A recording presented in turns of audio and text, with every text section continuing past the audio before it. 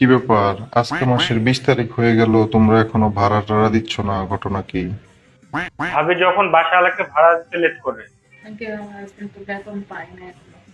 তোমার হাজবেন্ড এখনো ভাবি বেতন যখন পায় না? বাসা আজকে এলাকায় ভাড়া মাসের বিশ দিতে লেট তারিখ করে। হয়ে গেছে, কি করছে? তো বেতন পাবে কবে? আচ্ছা আঙ্কেল আপনি ভিতরে আসেন, আমি বলি আপনাকে সব কিছু। আসেন। ভিতরে আসবো? ঘরও তো দেখানো অগোছালো, ঘর গুছাই রাখতে পারো না? আমি একটু অসুস্থ তো। বসেন আপনি, বলি।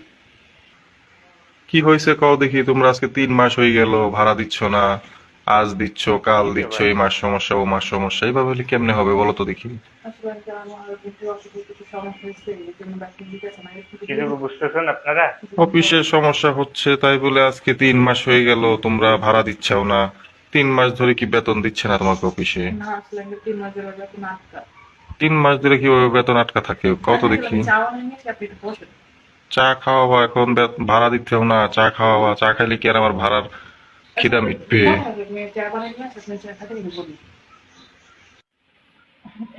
চা। চা বানায় ফেলেছ এত তাড়াতাড়ি? চা বানানোই ছিল, গরম করে দিলাম।